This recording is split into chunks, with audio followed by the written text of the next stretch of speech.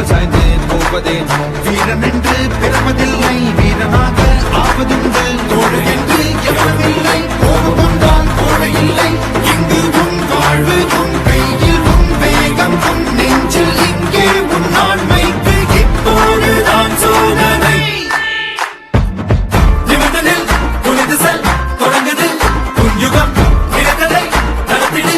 நினைப்புதான் உன் பலம் தடைகளை குளித்திடு தாமதம் அதை விடு கடமைகள் புதியது கரங்களை இழந்திடு